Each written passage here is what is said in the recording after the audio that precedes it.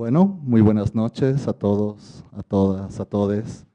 Gracias por acudir a este nuevo llamado del Centro Cultural de España. Les damos la bienvenida a la segunda edición del Festival de Ensayo Pausa Efecto, organizado por la editorial El Cuervo, con el apoyo del CCLP. Este festival busca abrir un espacio para detenernos a pensar con mayor calma sobre el tiempo que vivimos, generando un lugar de encuentro en torno a la lectura, la escritura y la conversación. En esta versión, el eje es la traducción, entendida como una forma de acercar lenguas, experiencias y saberes y de poner en diálogo distintas maneras de comprender el mundo. La sesión de hoy, Traducir la memoria oral y los mitos, propone reflexionar sobre procesos desde las tradiciones orales y los conocimientos que se transmiten de generación en generación. Agradecemos especialmente la participación de Oscar Chambi Pomakawa en esta jornada y les invitamos a seguir la transmisión a través de la página de Facebook del CCLP y acompañarnos durante los 3 días del festival. Sin más, y volviendo a agradecer su presencia, le cedo la palabra a Fernando Barrientos, de la editorial El Cuervo, para dar inicio a esta primera sesión de pausa y efecto.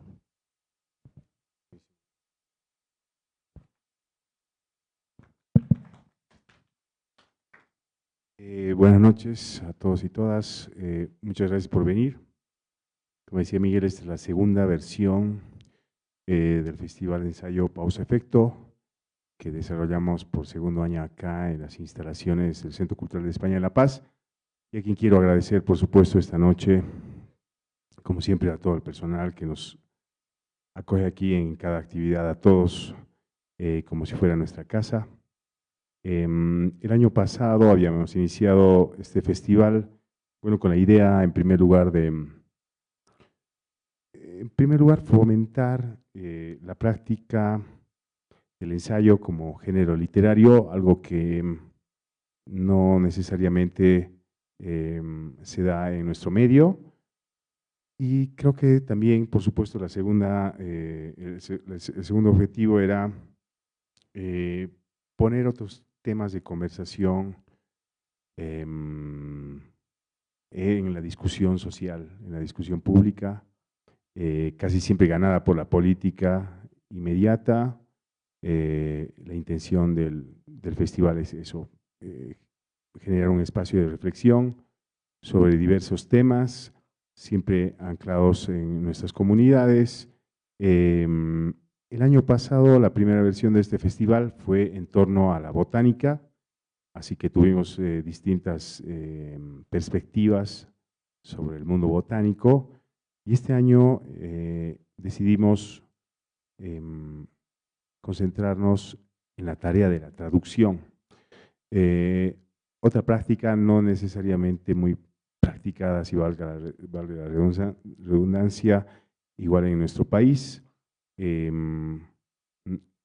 Nuestra industria editorial no tiene demasiados ejemplos de traducciones, ¿no? Es escaso el número de traducciones por año que tenemos en Bolivia, porque implican costos, implican conocimientos y una infraestructura que en Bolivia todavía está en construcción. Pero también consideramos que hay un alto grado de política en la tarea de la traducción, especialmente con las lenguas originarias de nuestro país. Y por eso habíamos querido hacer un cruce entre lo que hace el Taller de Historia Oral Andina, que es una institución que reúne a pensadores y a lingüistas aymaras y quechuas, a reflexionar sobre la memoria de nuestros mayores, sobre los mitos, sobre la memoria que compartimos. Y por otro lado, hemos invitado, nos va a visitar el viernes desde Argentina, una autora argentina que se llama Marina Berry, que también es traductora del ruso, y ella ha escrito un libro que se llama Alfabeto Ruso, y que es una forma desafiante de acercarse a Rusia ahora que bueno, está teniendo un papel un poco villano con esto de la guerra, y Marina se acerca desde la lengua, desde las anécdotas, desde las características de la lengua a lo ruso, así que va a haber en estas 3 sesiones esos cruces. Bueno, esta noche, para empezar, le quiero agradecer mucho a Oscar Chambi, que nos acompaña para abrir el Festival Pausa Efecto.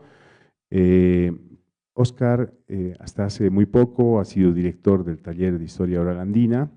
Él es ingeniero industrial, pero está sobre todo abocado a las tareas no solo de la traducción dentro del Taller de Historia Oral Andina, sino al rescate de la memoria, de los mitos. Esta noche justamente nos va a hablar de eso, de cómo ve la tarea de la traducción en cuanto a la traducción de mitos, los desafíos que existen dentro de esta tarea. Y bueno, sin más preámbulos, creo que los voy a dejar directamente con Oscar, a quien vuelvo a agradecerle, y el micrófono es todo suyo, y ahí están las diapositivas también para que pueda exponer hoy su ponencia. Muchas gracias.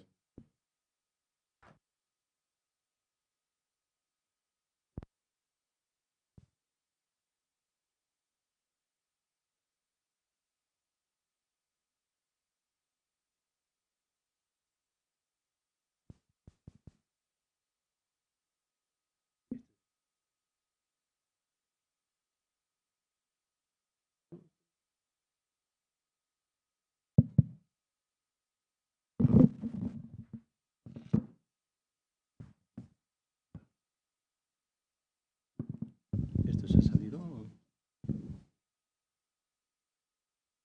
Ahí.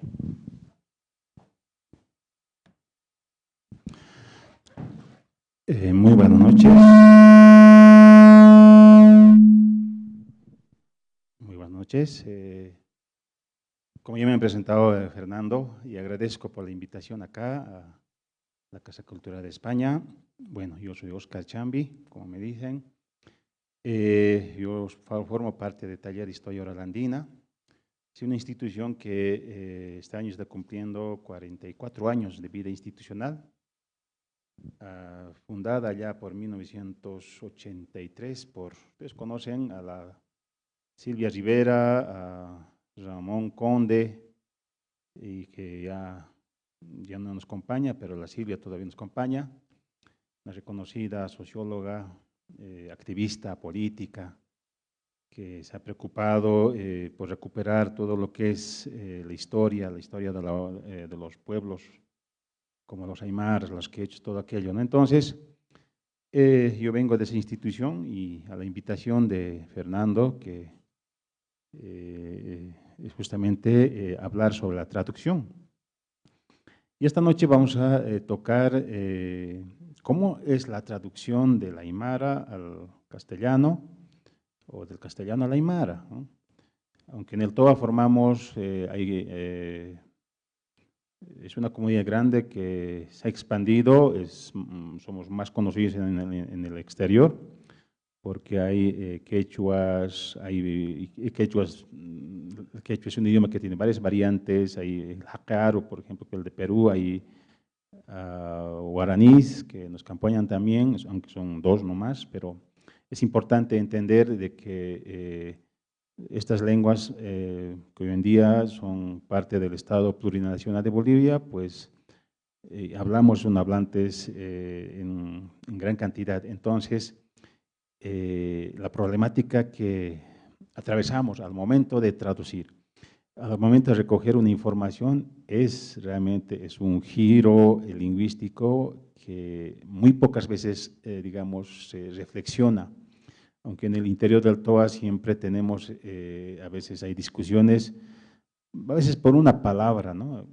Así no es, debe ser así, ¿no? Entonces, creo que es importante reflexionar, entender qué implica traducir, ¿no? Es un momento que para mí, por lo menos por la experiencia que tenemos, es como que dos mundos colisionan, ¿no? Con todos sus bagajes culturales, qué sé yo, de lógicas distintas. Es un choque, ¿no? Es un choque, más cuando el aymara tiene una lógica totalmente opuesta a lo que es el castellano. El aymara, porque no tiene los artículos, no tiene la, lo, esas cosas, tiene más conectores que el castellano, y además el aymara es una lengua muy metafórica, es tremendamente metafórica, y eso obviamente dificulta al momento de plasmar o traducir el sentido que quiere decir una frase. Todo se ha caracterizado justamente recopilar grabaciones de los pueblos, comunidades, de los ayllus, y muchas veces esas tienen variantes, ¿no? Así como el castellano tiene sus propias variantes, igual también tiene el aymara variantes, y en el quechua lo mismo, ¿no? Entonces, el quechua cochabambino no es lo mismo que, por ejemplo, con quechua norte de La Paz, ¿no? Lado Apolo, totalmente distinto, ¿no? Y quechua peruano lo mismo, ¿no? Entonces, ahí, yo no diría difícil, ¿no? Pero sí se complica, más cuando tú entiendes, por ejemplo, a ver, pondremos un ejemplo, a ver, solamente el momento de dar gracias en aymara, ¿no? En aymara hay como más de 20 palabras o 20 formas de decir gracias, ¿no? Y eso depende del contexto, ¿no? No es lo mismo decir, digamos, a un niño, a un joven, una persona mayor, en una situación donde es ceremonial, o en evento, digamos, donde es mucho más formal, por ejemplo, cambio de autoridades, entonces el contexto cambia, ¿no? Entonces, todo esto obviamente es un mundo. Entonces, vamos a comenzar. El título de esta ponencia dice traducir la memoria oral y los mitos. La ponencia va a estar dirigida en dos partes. La primera parte les voy a explicar cómo TOA recopila, digamos, todo lo que es la oralidad, nos caracterizamos de eso, y cómo se hace la traducción. La segunda parte vamos a explicar cuán complejo es el aymara. A veces me dicen, no digas complejo, ¿no? Más bien es fácil porque ahuyentas, digamos. Y eso nos pasa por la experiencia, ¿no? A veces a TOA llega, por decir, ahí generalmente son tesistas doctorantes que se traduzca, por decir, del inglés al castellano, o del castellano o del aymara al inglés, más o menos. Llegan, y también hay recientemente, por ejemplo, un grupo bastante reconocido acá, de grupo folclórico, trae que le traduzcamos, ellos ya tenían composición hecha al aymara. Fue un reto, ¿no? O sea, no es fácil, más cuando la letra de una canción tiene sus tiempos musicales, la rítmica musical. Hay una palabra que me acuerdo, por ejemplo, en aymara es jawira, que dice río. Entonces, ya no encajaba, digamos, en la composición, en el ritmo, en la melodía de la música. Entonces, tiene sus propios giros, ¿no? Entonces, la segunda parte les voy a explicar, digamos, la característica profunda, seguro que hayan escuchado del famoso Atamiri, del ingeniero Iván Guzmán de Rojas, que utilizaba el aymara, o por lo menos así planteaba que el aymara es como un puente que podía traducir a varios idiomas. Y bueno, yo de formación tengo en ingeniería, y siempre me ha llamado la atención, o sea, cómo es ese know-how, es decir, esa forma de traducir utilizando el aymara a varios idiomas, ¿no? Entonces, les va a mostrar cómo podría ser, y el aymara realmente tiene esa posibilidad. Es una lengua muy versátil, ¿no? O sea, una propiedad que podríamos decir la permutabilidad. Entonces, en la segunda parte vamos a explicar en eso. Entonces, con su permiso, comenzaremos la explicación, ¿no? Bueno, la lengua, bueno, hay una frase, creo que muy pocas veces se reflexiona. Toda la filosofía occidental comienza con la pregunta central, ¿no? O sea, el ser, ¿no? ¿Quién soy? Ese es el centro donde comienza a cuestionarse, ¿no? Sobre la cuestión del ser. Y ese ser se puede entender como el individuo, ¿no? Como una persona. Y toda la filosofía occidental gira en torno a esto, ¿no? Pienso, luego existo, va a decir Descartes, ¿no? Y es decir, toda la filosofía occidental centra en el ser, la persona, ¿no? Como individuo, de ahí el ego, ¿no? Pero a diferencia del mundo andino, aymara, es totalmente contrario, ¿no? El ser es como que está después. ¿Cuál lo priorizan? Es el territorio.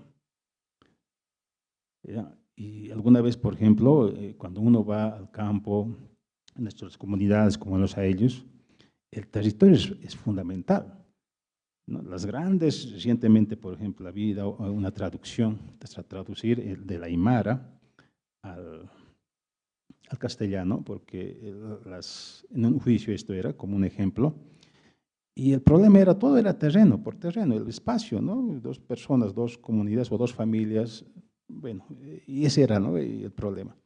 Entonces, todo es territorio, ese es el problema, es decir, podemos decir, es el espacio, en contraposición a lo que es el ser, ¿no? El estar. El estar es mucho más importante para el mundo andino que el ser. Entonces, por eso las preguntas, cuando uno recupera, digamos, los mitos, las oralidades, siempre está presente esta pregunta, o cuando quiere decir en aymara, ¿no? Kaukankza. La traducción sería como ¿dónde estoy? O ¿dónde estamos? ¿No? En las tradiciones orales, por ejemplo, en los cantos, en las mantras ceremoniales, puede decir, en las ceremonias, aparece en quechua, por ejemplo, en Maipinkanki, ¿no? Y más o menos se traduce de ¿dónde estoy? O ¿dónde estamos? Entonces, ese es más o menos el punto de partida para entender la traducción, ¿no? Entonces, partiendo de esto, traducir no es tan simple como hacer, digamos, una traducción literal. Podemos traducir, por ejemplo, ¿no?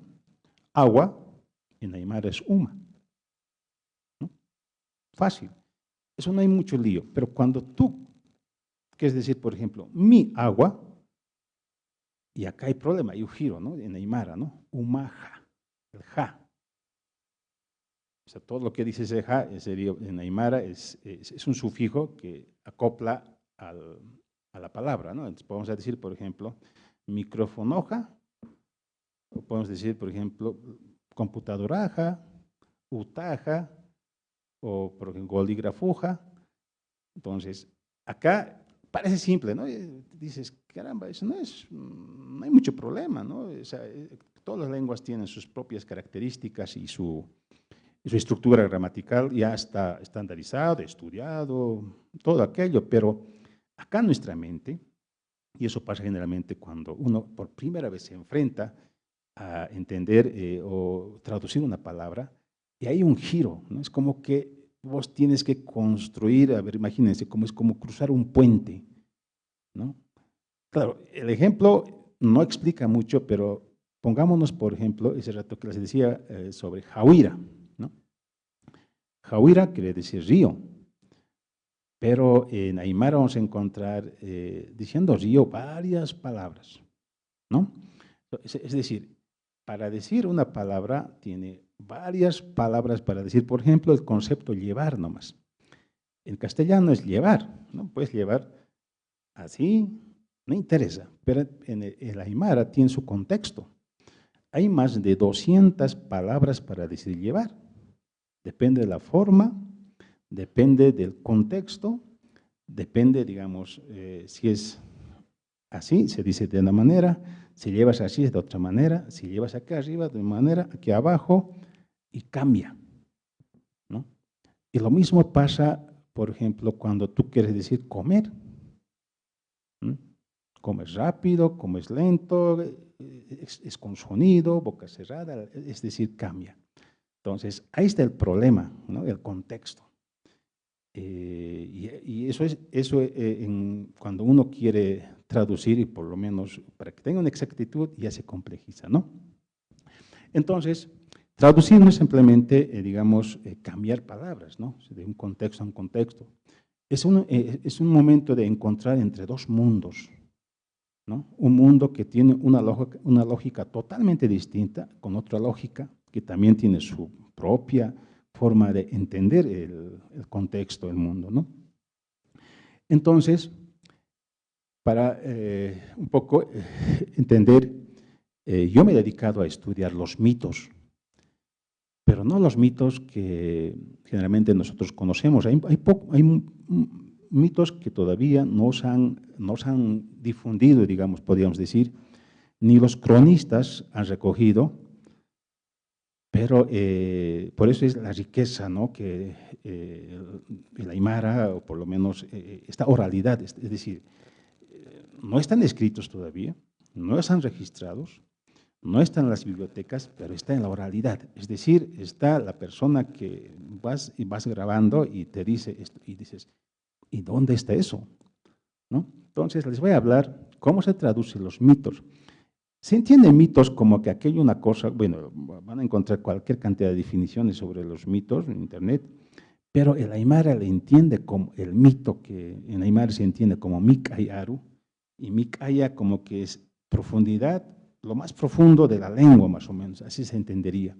Entonces, acá yo he encontrado, o sea, y en Toa también, y bastante reflexión hemos tenido, es que a partir del mito se puede entender, por ejemplo, el origen del hombre, ¿no? Cómo se origina en el mundo andino, origen de la vida, que son preguntas centrales, ¿no?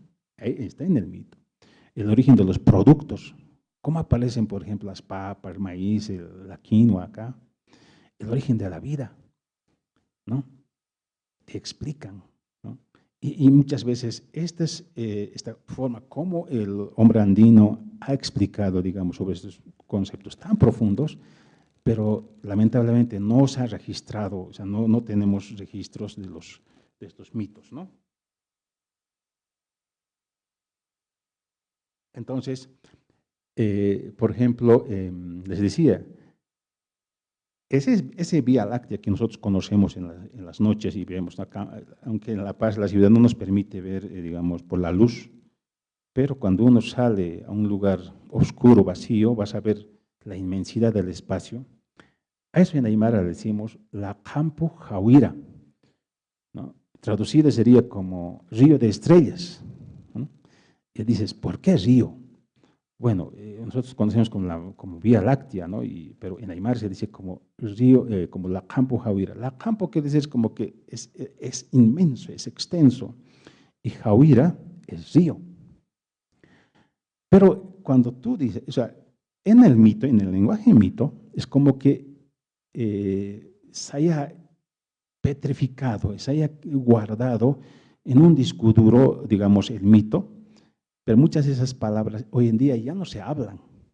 Cuando buscas en diccionario, ¿y qué quiere decir esta palabra? No encuentras. Y eso es lo que pasa, por ejemplo, con el lenguaje mito, y eso complica en la traducción, entender el sentido que quiere decir, ¿no? Entonces, les voy a contar uno de los mitos que me parece bastante interesante, que les decía sobre la Vía Láctea. Bueno, seguro que hayan escuchado el mito del zorro y el cóndor, ¿no? Cuando el zorro y el cóndor se desafían, ¿no?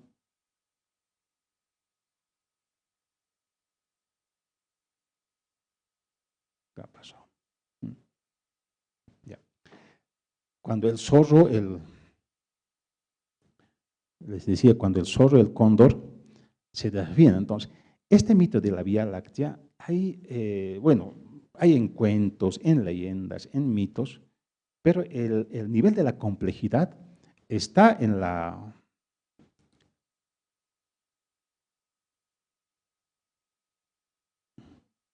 Ya.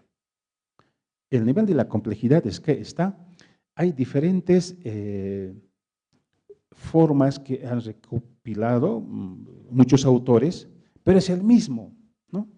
Dicen el mito con el zorro, está el cóndor, el banquete celestial es la misma, el mito de Hachacana o la chacana es la misma, el origen de los productos es el mismo mito, el origen de la Illa y de Hispalla, que son las energías que, por ejemplo, que en la cita que en La Paz recordamos es el mismo, el mito del Kunturmamani, que es la deidad de la casa, que es otro mito, que es el mismo mito, el mito del lago negro, Chiarcota, también es el mismo mito, y hay una frase que a veces, bueno, y llevamos como TOA, como una premisa institucional, que dice, ¿no? Que traducido más o menos al castellano significaría como que el pasado está al frente, adelante, y el futuro atrás está ahí, es decir, en el espacio, lo que conocemos como la Vía Láctea. Entonces, tú dices, bueno, todo esto está en ese mito, entonces, fíjate la complejidad que esto pasa, ¿no? Entonces, cuando tú quieres traducir esto a la gente, para los niños, porque a veces nosotros hacemos para los niños, para la gente que, bueno, podría tener como referente, entonces uno se pregunta, por ejemplo, este último, de que el pasado está adelante y el futuro está atrás. Caramba, es un paradigma que, bueno, no es sencillo, ¿no?, entender, ¿no? Es un paradigma que obviamente rompe otros paradigmas, ¿no? O sea, ¿cómo va a ser el futuro atrás?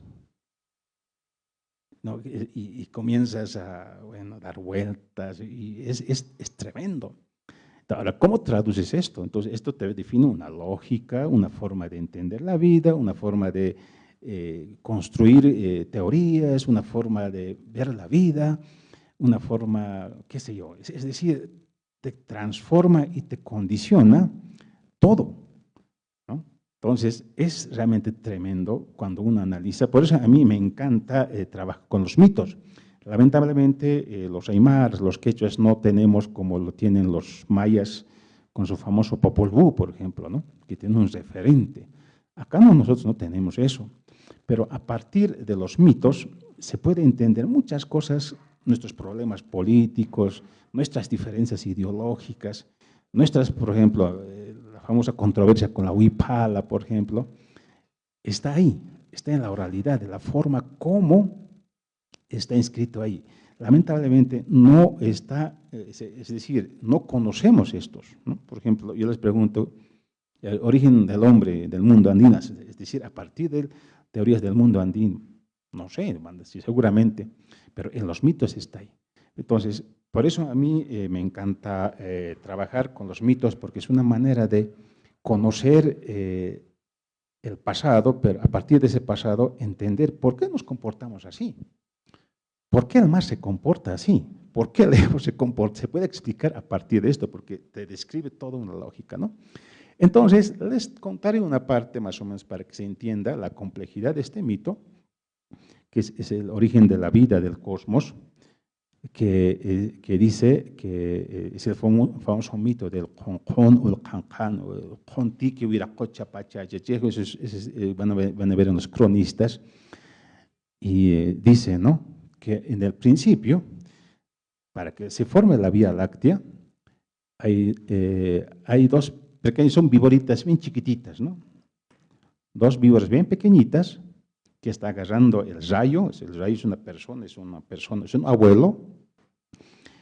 Un día se escapan de su chuspa, de su bolsa, de esas víboritas pequeñitas, y va buscando este rayo, ¿no? Es una persona, hasta que encuentra, pero ya no encuentra así pequeñitos las víboritas, son víboras gigantes en el espacio, el abuelo rayo, y una de las víboras se llama Cataría, que va a ser ahora que se va a conocer como Catari, y Sicuría, y Sicuri, ese Sicuri nadie habla hoy en día, seguro que yo ni han escuchado, solamente hablamos del Catari, del Tupac Catari, o sea, se maneja este término, pero en el concepto mítico hay dos víboras, y estas dos víboras, cuando quiere agarrar, nuevamente capturar el Illapa, es el rayo, en su correteo se chocan, ¿no? Las víboras se chocan, son las víboras gigantes,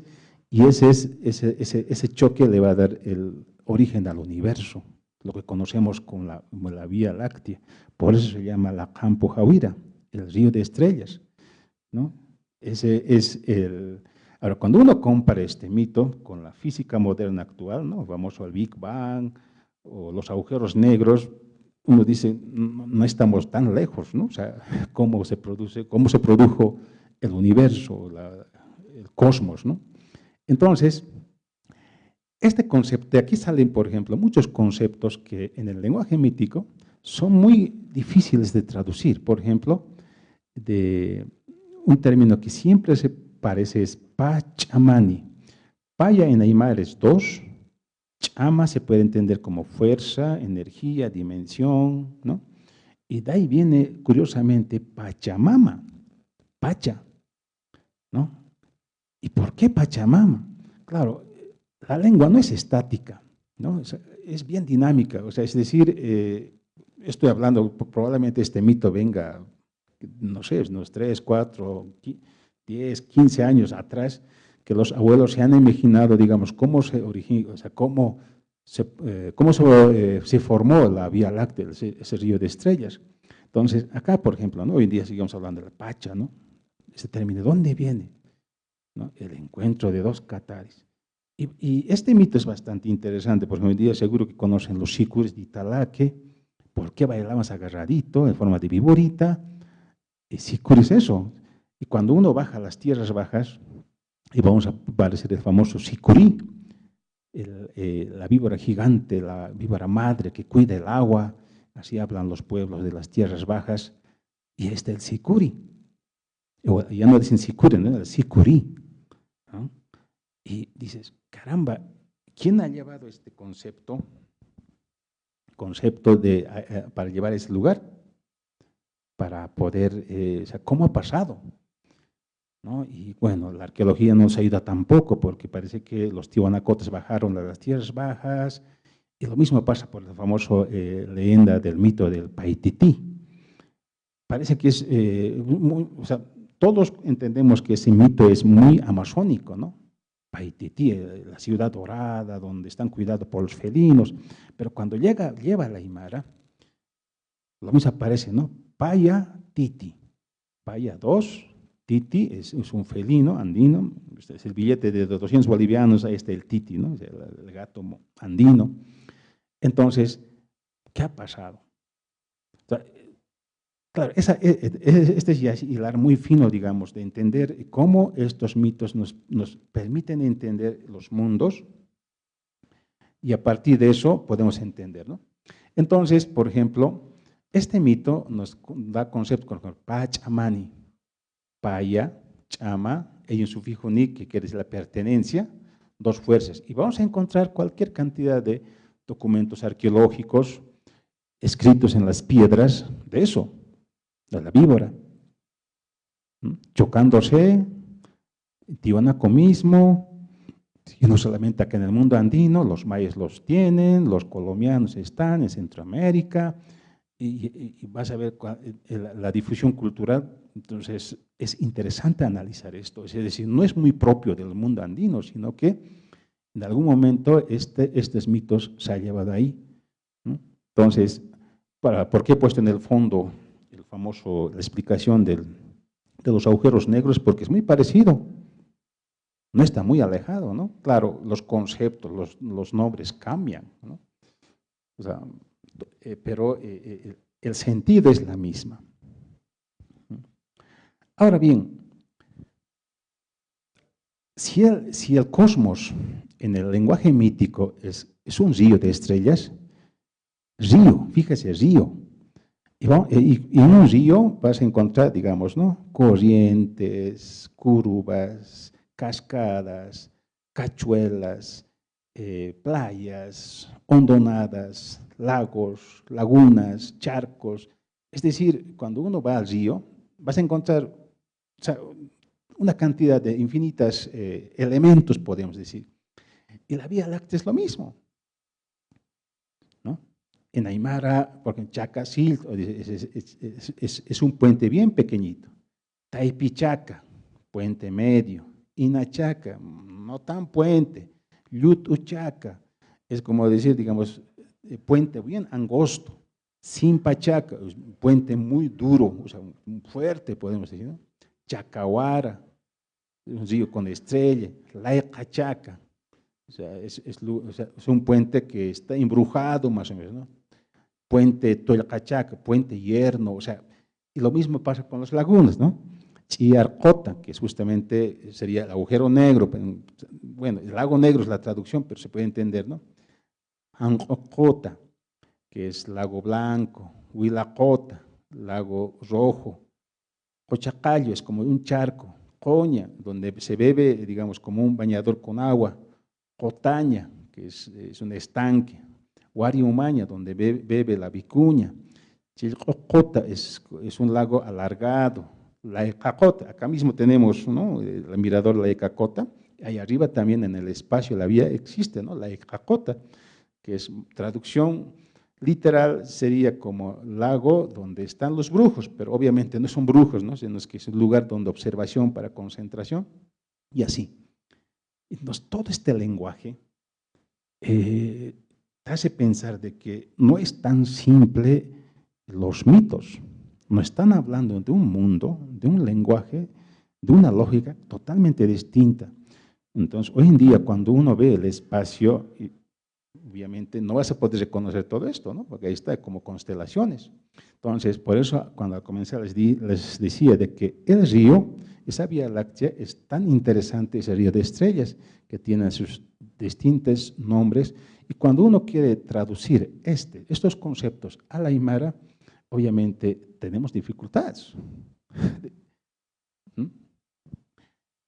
Entonces, mira, hay otro, este mito relacionado también con eso, cuando en el mundo andino, cuando hablamos sobre el origen del hombre. ¿Cómo se origina el hombre? El jaque, o el yuna en quechua. ¿Cómo viene? Eso no se encuentra en los cronistas, ni esto, pero está en los mitos. En los mitos. Seguro que hayan escuchado cuando los incas se fundan, los famosos, los hermanos Ayar, ¿no?, los 4 hermanos Ayar. Incluso este término se podría decir, se ha simplificado, ¿no? O sea, hay una edición de la J, ¿no?, los Hayas, los Hayaris, ¿no? Entonces, en los mitos aparece, por ejemplo, nosotros venimos de los Hayas, ¿no? Hayari tutitatano, Guara tejutiritanua, ¿no? Guara como estrella, cuando decimos Guara, estrellas, Jawira, río de estrellas, y Huira, es como que es el eje donde gira, digamos, el cosmos. Entonces, les decía, los hermanos Ayars, que en el mito de los incas son los fundadores, pero en los mitos aymaras aparece como, también son los 4 hermanos, pero no solamente son 4 hermanos que vinieron, ¿no? De acuerdo a los mitos, aparece primero, aparecieron en Norteamérica, después en Centroamérica, donde serían los mayas, después en norte de Sudamérica, sería, digamos, lo que es ahorita Colombia y Venezuela. Después, en el quinto venida, los Hayars fundan en lo que es Amazonía, y al último recién, aquí en el Ande, ¿no? O sea, sería, hayan venido varios Hayars o Hayaris de lejos, los que vinieron de lejos, para sembrar vida. Ahora, ¿qué quiere decir Hayar? Hayars y los Hayaris que se habla, justamente son los sembradores de vida, podemos decir, los que vinieron de lejos a sembrar, y aquí estamos a un paso de decir, entonces eran extraterrestres, más o menos, ¿no? Pero ese es el sentido mítico cuando uno habla, digamos, sobre el origen del hombre, cómo llegaron el hombre acá. Y cuando uno revisa estos mitos, el mito de los incas, los hermanos ayer, se queda chiquito, ¿no? Solo sabemos que han venido, les han enseñado a tejer, a hilar, cerámica, ¿no?, y fundaron el imperio. Pero cuando uno recoge estos mitos, es como que, por ejemplo, cuando uno compara, ¿no?, haciendo un paréntesis, el famoso, la Biblia de la Génesis, cuando hoy día sabemos de que esos primeros relatos de Génesis, cuando aparece Adán y Eva, pues están en las tablillas de arcilla de la cultura sumerio, ¿no? Entonces, copiaron ahí, más o menos es lo que pasa, ¿no? Es decir, los mitos aymaras tienen una profundidad mucho más amplia, nos cuentan, se pelean, hay inundaciones, el cóndor con el zorro se pelea, con la llama se pelea.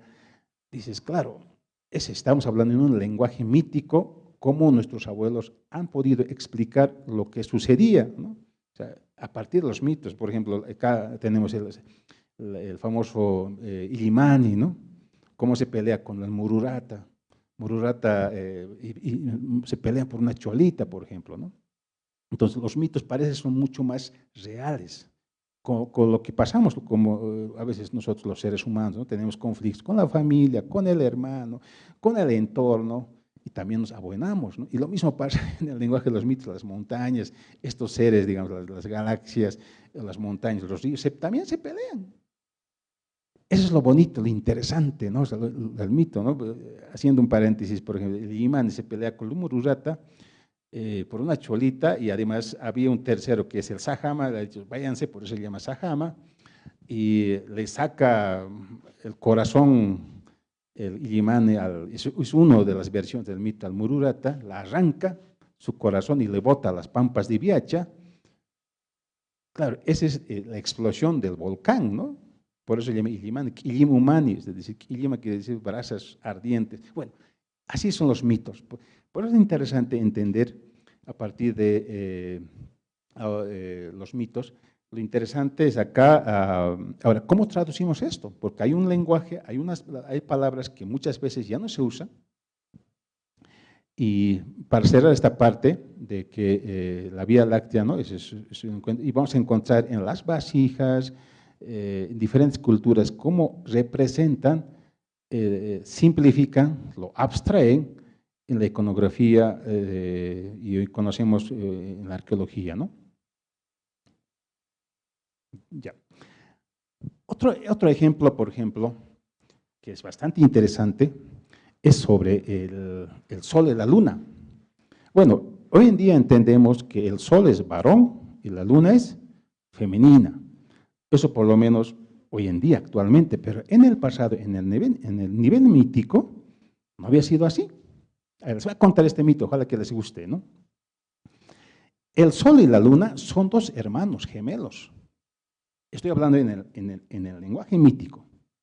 Son hermanos gemelos. Y el más grandecito era la luna. Y con menor cuerpo, digamos, con más flaquito, podemos decir, era el sol. Se quedan huérfanos, o sea, muy pequeños, se quedan huérfanos. Y papá, mamá ya no existen. ¿Quién cuida? Es el titi, el gato montés, que está ahora como símbolo de 200 bolivianos hoy en día. Este gato cuida a la luna, se la cuelga en el cuello, y al sol en la punta de la cola. Así cuida. Le mamanta, como de los romanos, ¿no? El famoso Rómulo y Remo, más o menos. Un día el titi va a la feria y le deja a los dos niños en la casa, ¿no? Y juegan cerca al fogón. Jeri, está la brasa, la ceniza al costado, y los dos niños juegan. El menor, en este caso el sol, agarra un puñado de ceniza y la arroja a la cara. No es por, digamos, haciendo la maldad, sino que jugando, como todo niño juega, ¿no? Arroja un puñado de ceniza y la agarra a la luna, a su hermano, y le quema los ojos. Y dice que el hermano de la luna lloró tanto que se formaron de sus lágrimas las estrellas. Y por eso se llama Paxi, porque en aymara Paxi quiere decir ojos chamuscados, ojos quemados. Y por eso se llama al sol Huilca. Huilca quiere decir agarrar, arrojar, Huilcataña, el verbo, ¿no? Fíjense cómo el mito nos explica de manera más creíble, más humana, podemos decir, ¿no? Más real. ¿Qué quiere decir Huilca y qué quiere decir luna? Pero aquí la diferencia es que ya la luna no es femenina, son dos hermanos. Y esta iconografía Tiwanaku está lleno de eso. Solo que nuestros arqueólogos, como no se dedican a investigar los mitos, no entienden, ¿no? simplemente describen nomás, pero ahí está. Entonces, así vamos a encontrar en el lenguaje mítico cosas tan, podemos decir, insignificantes, pero a veces nos explica la profundidad y el sentido que nos dice, ¿no? Y el felino, mira, fíjense, el titi es, solamente en el mundo andino hay 4 animales míticos, ¿no? El catari es el 1, el 2 es el guari, el 3 es todos los aves, el cóndor, el ñandú, el suri, y el 4 es el titi. Y entonces esto pasa, por ejemplo, en la 4ª era, dice, ¿no? Es otro sería. Entonces, eso pasa, por ejemplo, con solo la luna. Entonces, cuando nosotros queremos traducir, por ejemplo, en el lenguaje mítico, tenemos un problema. Hoy en día todo el mundo sabe que la luna es femenina, pero en el mito no aparece eso.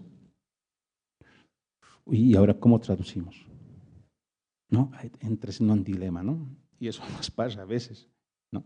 Y con muchas cuestiones pasa esto, ¿no?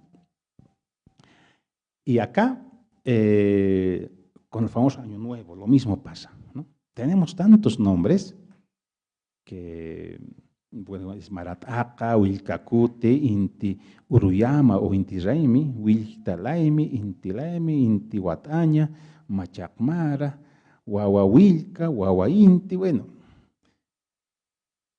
Esa es la lógica de la Aymara. Claro, ¿cuándo aparece el problema? Cuando tú quieres hacer ese giro de traducir al castellano. Porque el castellano solamente tiene una sola palabra, ¿no? Año Nuevo. Y en Aymara, ¿no? Y para eso vamos a escuchar, ¿no? Y al final dices, bueno, estos Aymaras bien complejos son, deben ponerse de acuerdo, pero esa es su lógica. Y eso pasa con los saludos, con la forma de decir gracias, con los verbos lo mismo pasa, con sistema de numeración. Hoy en día lo que contamos, ¿no? Maya, Paya, Quimse, que es 1, 2, 3, es un sistema de numeración astronómica. No se olvida, por ejemplo, cómo se numeraban los productos, es distinto, para numerar los animales es distinto, numeración ceremonial, se ha olvidado. La numeración 2 nomás, ¿no? Hay dos palabras de decir, por ejemplo, ¿no? Maipai, maipai, maipai. Para decir 3, por ejemplo, dices pai, pai, mayane. Para decir 5, ¿no? Pai, pai, pai, pai, mayane. Eso ya hemos olvidado. Pero cuando se acuerdan, en los mitos está presente, alguna vez hemos registrado eso, ¿no? Entonces, otro ejemplo, esta es la famosa chacana o la chacana. El cóndor, la águila, la serpiente, Luli.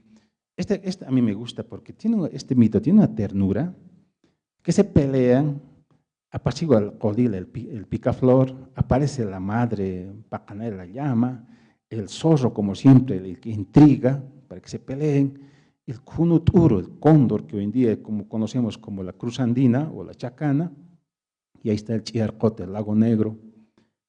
Este es el centro donde, bueno, en las palabras, en los mitos, este es el centro, ¿no? Entonces, este mito es bastante bonito porque nos habla del origen de los productos, nos habla del origen, por ejemplo, de los productos vienen, ¿no? Del espacio, ¿y quién trae? El zorro en su barriga, se revienta aquí abajo cuando se cae y se pelea con Luli, pues, con el picaflor, y el zorro es llevado por el cóndor cuando estos discuten. Es decir, es un mito bastante bonito. Seguro que muchos de ustedes conocen, pero no como mito del cóndor, ¿no? Como banquete celestial, el desafío del cóndor con el zorro. Bueno, los que han recopilado pues han dado diferentes nombres. Entonces, este es otro mito bastante interesante. Entonces, para hacer esta primera parte, la traducción no es tan simple, ¿no? Cuando uno, en la experiencia que tenemos, porque a veces llega, traducímelo esto, aquello, pues ahí te encuentras con que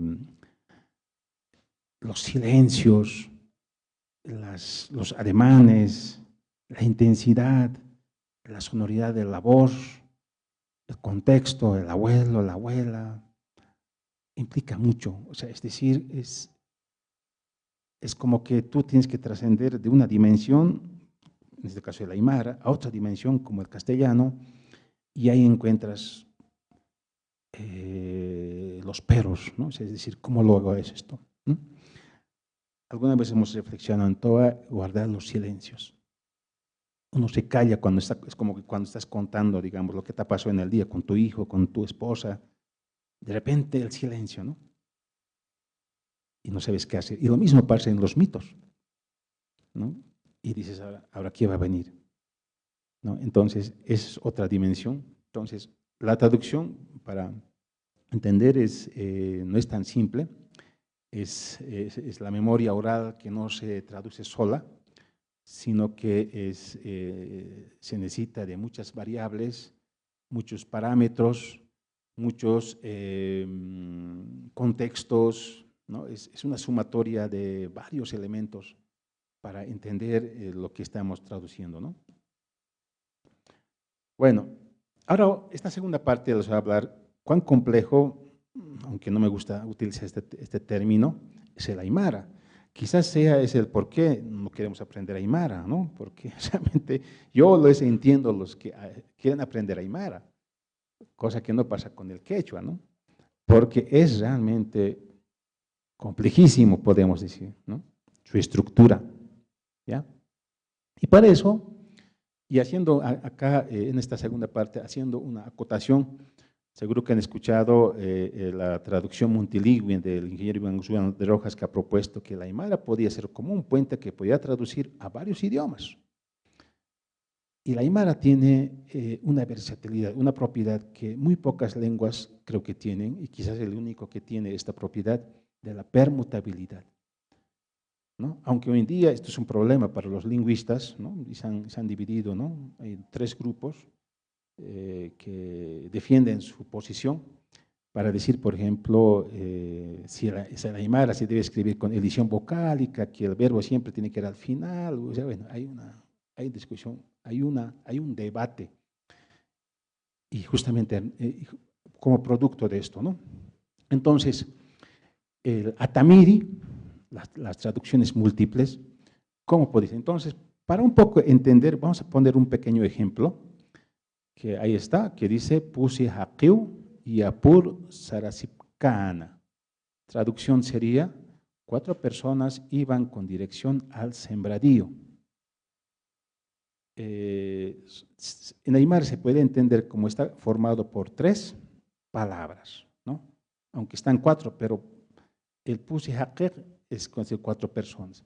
Y vamos a ver esta frasecita, esta oración, fácilmente tiene, es como el número, cuando pones el signo de interrogación, la combinatoria, como sería 3 por 2, 6, como 6 formas de escribir esta frase, ¿ya? Pero además, el aymara tiene sufijos, a diferencia del castellano, ¿no? O sea, no tiene conectores, mejor dicho, no tiene artículos, y sus sufijos también hacen sus saltos, es decir, hace es como que se tratara, digamos, de una palabra salta a otro, y así más o menos, ¿no? Es decir, se acomoda, ¿no?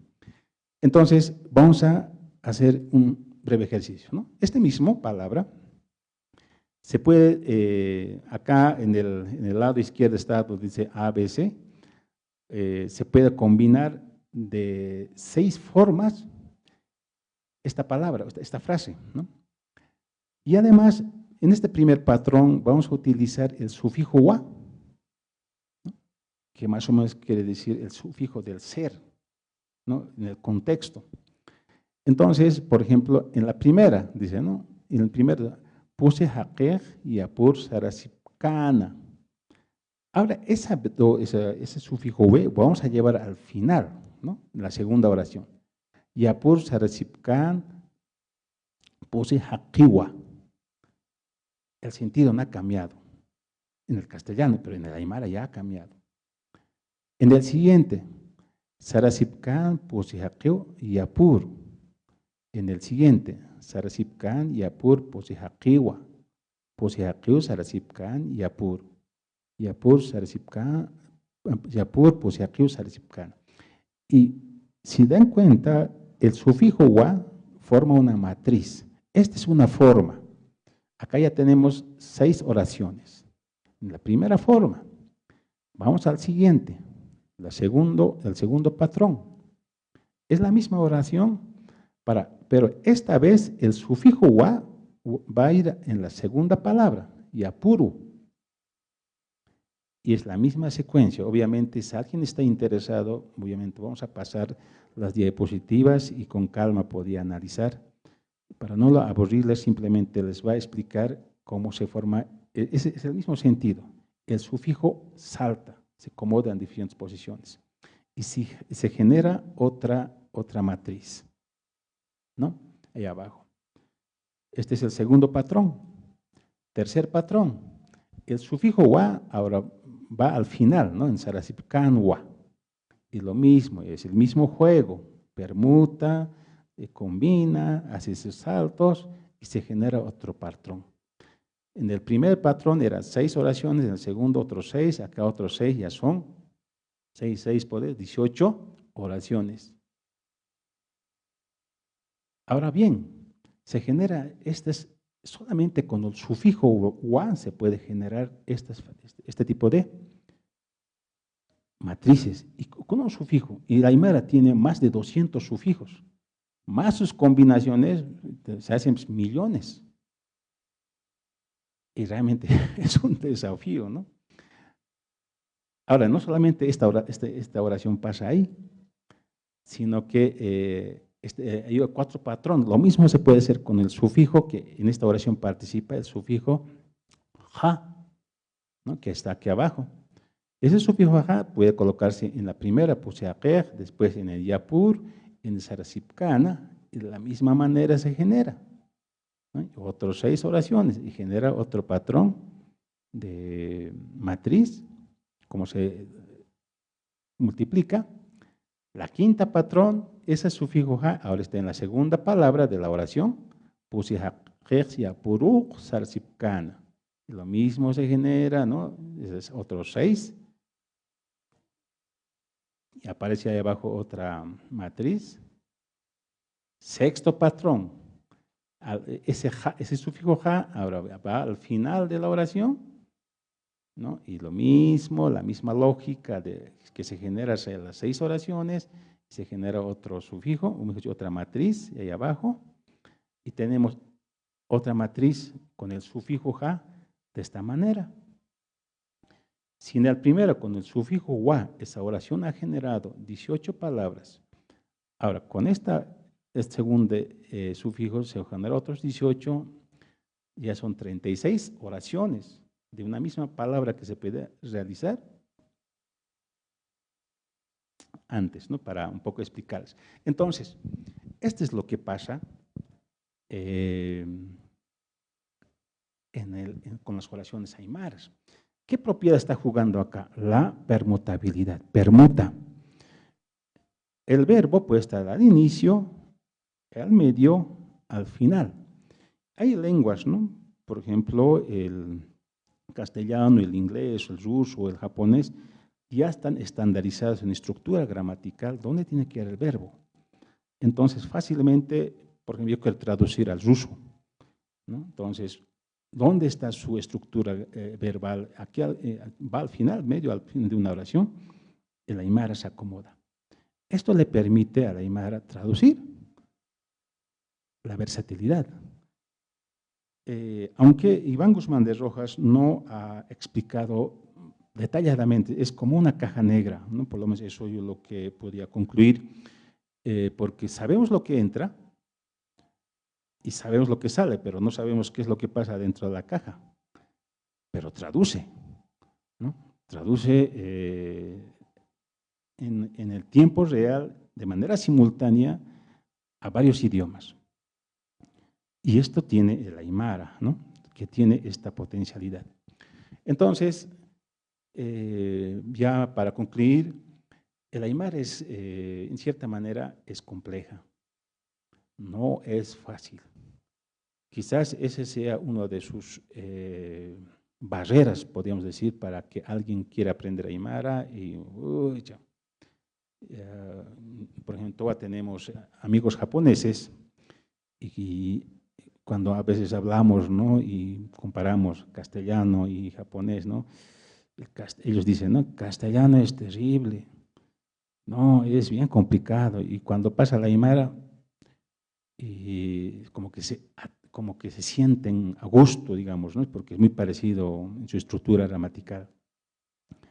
Pero dicen, ¿no? Dice, oh, es realmente, es complicado, ¿cómo puedes jugar? ¿No? O sea, es lo que cuando hablamos, a veces hay italianos que llegan y nos dicen, o franceses, ¿no? A veces hablamos de los mitos, pero en nuestros mitos en Francia también el zorro nunca gana, siempre pierde. Y aquí también hay, y así. Entonces, para seguir concluyendo esta parte, si alguien está interesado, digamos, profundizar esta parte de cómo se puede utilizar los sufijos, mejor dicho, la traducción multivariable, se podría explicar. Y esto nos permitiría, en cierta manera, bueno, sería ya un trabajo, creo que mismo Iván Guzmán de Rojas ha dejado ahí, desarrollar softwares a partir de estos conceptos mucho más profundo, pero se necesita trabajo de muchos profesionales para poder profundizar esto, ¿no? Porque no es sencillo.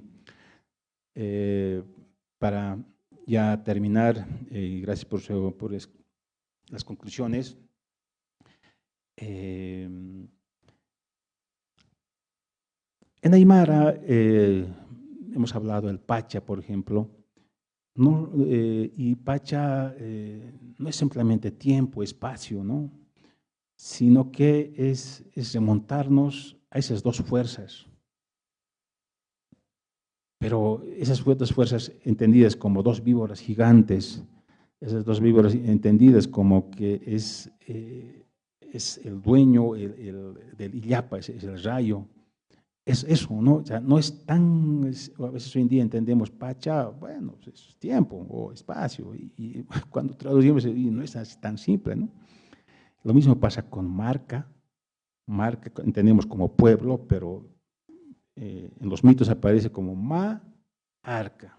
Ma quiere decir uno, de Maya viene, y arcaña, de seguir, es como decir, seguir a un conjunto, a un ritmo, a una lógica, ¿no? Y lo mismo pasa con Jaque.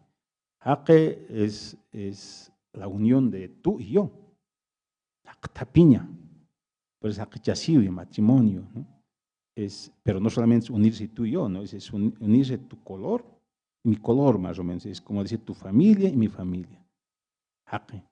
Y cuando uno define Jaque, en los mitos aparece, solamente con 4 palabras define Jaque, ¿no? ¿Qué es Jaque? Jaque dice Utani, el que tiene casa, Utani, Wawane, Uyuani y Apuni. Ese es Jaque. Y qué profundo eso, ¿no? El que tiene casa, su sembradío, sus animalitos y su bebé. Ese es el Jaque.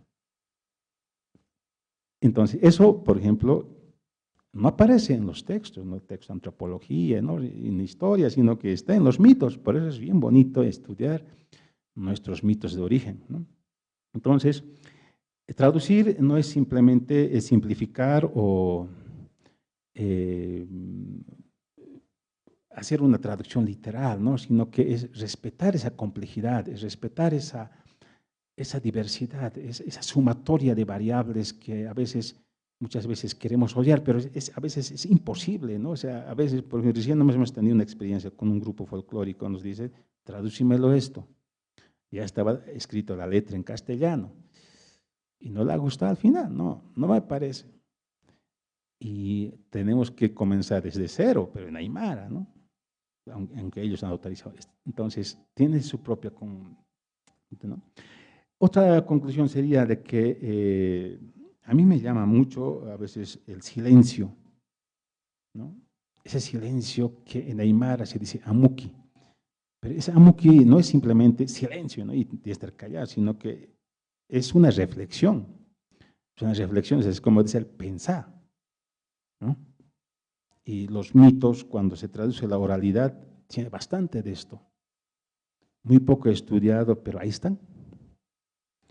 Entonces, para concluir, traducir no es lo mismo trasladar de una palabra a otra palabra, o de un idioma a otro idioma, sino que es mantener esas dos dimensiones, esos dos mundos, aunque a veces, muchas veces se confrontan, hay choques, pero entender es como que tú tratas de ecualizar, de entender, de trasladarte a esta otra dimensión. Entonces, por eso creo que muy pocas veces, a veces se reflexiona sobre cómo es la traducción de un idioma como es el aymara o del quechua a un idioma que es totalmente distinta como el castellano y viceversa, ¿no? Del castellano al aymara es otro giro, ¿no? Entonces eso también tiene sus propias complicaciones. Gracias por escucharme y a ver si tiene alguna pregunta, con todo gusto. Y Fernando, gracias por invitarme, por reflexionar. Muy pocas veces se reflexiona esto, a veces, pero está ahí, ¿no? Como todas siempre hemos tratado de hacer los mitos, la oralidad, como una forma de entendernos para conseguir construyendo un mundo donde podemos vivir de manera que nosotros nos entendamos a los otros y los otros nos entiendan a nosotros. Y creo que ese es en el fondo, ¿no? Cuando uno trata de traducir dos mundos que a veces sus lógicas, sus estructuras, sus formas de pensar, sentir y ser son distintas, pero es posible construir. Gracias, hermanos.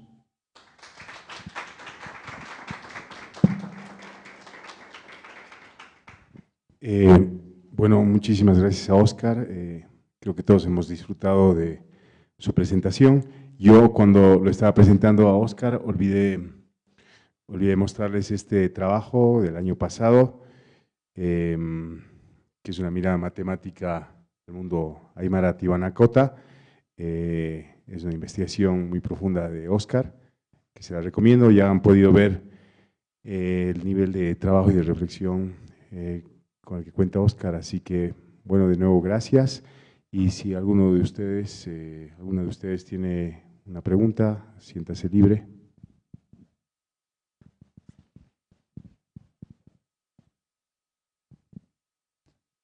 Buenas noches. Bueno, tengo dos preguntas. La primera es, por lo que he entendido en la ponencia, es que si el aymara estuviera estandarizado, se podría facilitar la traducción. ¿He entendido bien? Esa era mi primera pregunta, porque entonces me surgió esta otra pregunta de ¿por qué no se ha estandarizado el aymara en Bolivia? Y no como entendiendo estandarizar como una regla rígida, sino creo que más bien facilitando que se puedan hacer traducciones y que tengamos una base para hacer traducciones. La segunda es más, quizás con una reflexión personal. El año pasado, en la Feria del Libro, vi una traducción de Rebelión en la Granja, traducida al aymara, y asistí también a la charla en la que el traductor explicaba, ¿no?, cómo ha sido difícil traducir creo que hizo un cotejo entre la versión original del inglés, la traducción al español para traducirla al aymara, y no recuerdo bien sus conclusiones acerca de los nombres de los personajes, pero creo, si no me equivoco, creo que hizo la traducción, tradujo los nombres originales en inglés a la aymara, pero comentando con amigos o con conocidos, vimos que quizás no es correcto o apropiado traducir a la aymara nombres. No sé cuál es su perspectiva sobre traducir nombres de otros idiomas a la aymara. Bueno, esas son mis dos preguntas. Gracias.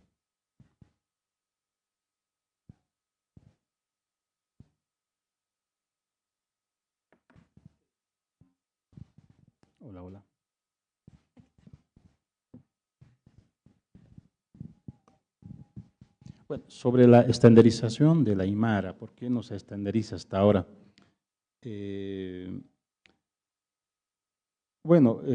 Hay dos grupos que se ha dividido, unos que defienden una posición, otros la otra, ¿no? Unos que dicen que la Aymara se debe escribir con caídas vocálicas y por ende la Aymara está obviamente en el camino de la estandarización, de normalizar, como le dicen los lingüistas. Y hay otro que, bueno, se opone totalmente, ¿no? Que no. Entonces, y en esta misma línea están los que están de acuerdo, por ejemplo, que el Aymara, el verbo siempre tiene que ir al final. Porque así es, bueno, esa es la posición. Hay un fin de justificaciones y argumentos que a un favor y a favor de otra, ¿no? Y el otro es que el verbo en una oración en Aymara, como les he mostrado, puede estar al inicio, al medio, al final. Entonces, mientras no se pongan de acuerdo, pues no se va a poder estandarizar, ¿no? Entonces es un problema, no un problema, sino yo diría más bien es una forma de seguir, creo que dialogando, ¿no? Entonces, ese es un problema todavía que hay que superar. Ahora, cuando se estandariza, obviamente, no habría problema, digamos, ¿no? Se puede hacer muchas salvedades, pero cuando uno analiza los mitos ahí, el Aymara no se hace problema. O sea, cuando hoy en día, por ejemplo, ha habido una reflexión recientemente, ¿por qué no hacemos el Aymara un diccionario? ¿Cómo se habla actualmente, no? Pues nadie dice, por ejemplo, para esta han inventado una palabra para decir bolígrafo. Nadie dice bolígrafo, o sea, nadie usa esa palabra que han inventado los lingüistas, ¿no? Un neologismo. Simplemente se dice bolígrafo, computadora o vaso, hoja, o sea, no se hace problema. Es una lengua que, y hay críticas también sobre eso, ¿no? ¿Cómo están castellanizando? Pero el detalle está en los sufijos. El sufijo no cambia. Pero alguna vez decía, por ejemplo, ¿quién es? ¿No? Y en Aymara, ¿no? ¿Quién es? Como burlándose, aunque en Aymara tiene Kitty, ¿quién es? ¿No? Pero así ahí vamos a encontrar palabras. Entonces, yo lo veo que no es el problema, digamos, como vamos a decir una palabra, ¿no? Sino es el uso. Entonces, la fuerza, la dinámica, la lógica, su fortaleza de la Aymara está en los sufijos. El sufijo no cambia. Es como, si hacemos una comparación, si es que vale, es como la cebolla, ¿no? O sea, la cebolla tiene sus capas, y el medio puede cambiar, o sea, el centro, pero las capas no cambian, ¿no? Entonces, eso creo que hay muy poco análisis que se ha dado a la Aymara. Entonces, todavía para responder a la hermana, están en ese proceso. Y no es reciente, ¿no? Ya es un buen año que está a nivel académico, de la universidad, del mismo ministerio, de los centros de IPLC, donde las lenguas están con la nueva constitución, ¿no? Y están ahí. Pero esas dos posiciones ahí. Unos que quieren escribir, es que el Aymara es una lengua que comprime, ¿no? Alguna vez, estoy utilizando el lenguaje para que se me entienda, se comprime, se expande. Se comprime, expande, por ejemplo, esta palabra, por ejemplo, esa misma palabra puedes decir vos, aruskipawi. ¿Para qué dices tan largo, no? Pero cuando tú quieres presumir, dices, no, a ver, incluso hay desafíos, ha habido competencias así. Y lo mismo pasa con otras palabras. Por ejemplo, la palabra guagua, ¿no? Tú puedes simplificar esa palabra diciendo gua, y estás diciendo niño. Entonces, esa es la riqueza, podemos decir, de la Aymara. Entonces, cuando alguien dice estandarizar, se tiene que decir así, así, y el otro problema, ¿no? Que la Aymara de Pacajes, o la Aymara de Lupacas, o la Aymara de tal lugar, en el lugar se habla así, tiene que ser así. Y escucha esas posicionamientos, digamos, regionales, y cosa que no nos hace bien, ¿no? Porque, bueno, al final hay que respetar, pues, cómo se habla en tal lugar, ¿no? Entender, pero no imponer, digamos, así tiene que ser Aymara, ¿no? Y lo mismo pasa con el quechua y esas cosas. Pero yo creo que al final se va a hacer, digamos, si se estandariza, pues tomando todas estas variables que les comento, ¿no? Sobre la traducción de los nombres extranjeros, hay un fenómeno que pasa con el Aymara, ¿no? Lo mismo pasa con los cholets, van a ver ahí, ¿qué tiene que ver? Alguien dice, ¿no? Un Torre Eiffel o unos transformes, ¿qué tiene que ver con la lógica, con esta lógica? Pero pregúntale al que está diseñando eso, dice, no, no. O sea, es meterse en su mundo. Lo mismo pasa con los nombres. Los nombres aymaras van a ver con jugadores, viene el Mundial, ¿y cuántos jugadores van a poner sus niños? ¿No? Y dices, claro, desde nuestra posición vamos a decir críticos, ¿cómo es estos aymaras? Están aculturándose. Pero el que pone, pues, no, o sea, a partir de su lógica, a partir de su está proyectando otra cosa. Y siempre ha sido así. Yo creo que la Aymara es una de las culturas más abiertas. O sea, no dice, así tiene que ser, ¿no? No es cerrado. Y no se hace problema en ponerse, por ejemplo, el Romario en su momento, ¿no? Y el caso del Mundial es un fenómeno bastante interesante. Van a poner, por ejemplo, no sé, cuántos Haalands, cuántos Yamales van a aparecer, ¿no? A los niños, ¿no? Y dices, lo mismo pasa con los nombres, ¿no? Y traduce y no se hace el lío. El lío está en los académicos, ¿no? Aquellos que estudian lengua, ahí sí, para ellos es problema, ¿no? ¿Cómo es posible? Y los que hacen teoría, ¿no? Teoría del nacionalismo aymara, a ellos sí es el problema.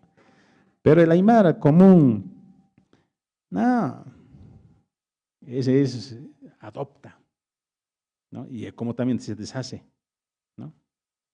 Así es. Y a veces eso no queremos aceptar. Entonces, yo tampoco me hago lío, ¿no? O sea, yo creo que hay mayor libertad, ¿no? Siempre había posicionamientos, no, estamos degenerando, que hay que cuidar, pero yo sé la idea de que no, mientras no cambiemos los sufijos, que es para mí el centro de la Aymara, ahí está la riqueza, la fortaleza, no pasa nada, ¿no? Bueno, esa es mi posición, gracias.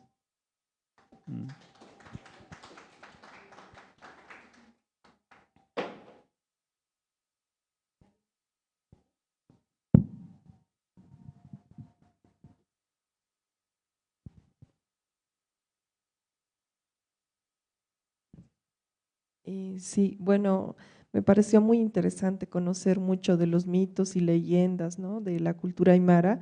Tengo interés de poder aprender un poco más. ¿Qué texto me recomendaría tal vez a nosotros o a los niños para que podamos acercarnos más a la cultura aymara? Gracias.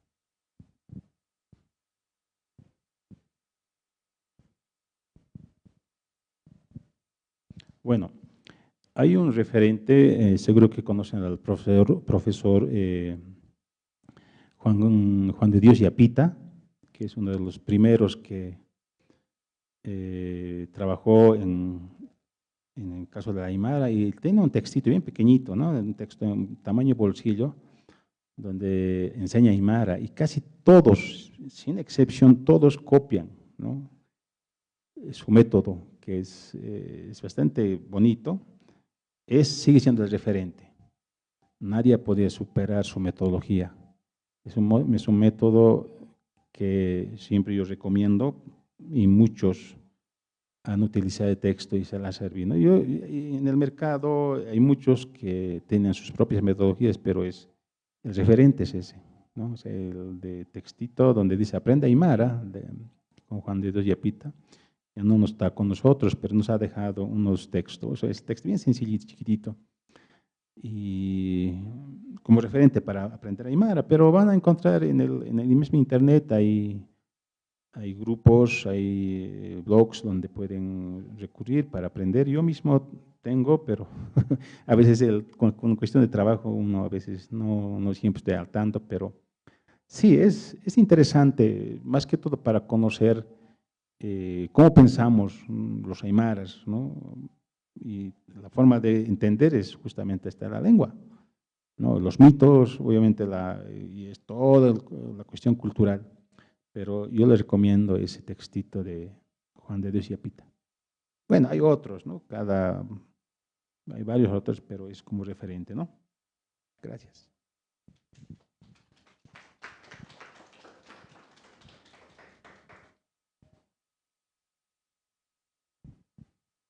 Bueno, si no hubiese más preguntas, quiero agradecerles por su presencia esta noche, esta primera sesión del Festival de Ensayo Pausa Efecto, y aprovecho para invitarlos a mañana a la segunda sesión, que va a estar Pedro Velasco, con su ponencia sobre traducir mundos, traducir culturas. Y el viernes 20 nos estará acompañando Marina Berry con su ponencia detrás de la traducción. Así que de nuevo muchas gracias y nos vemos mañana.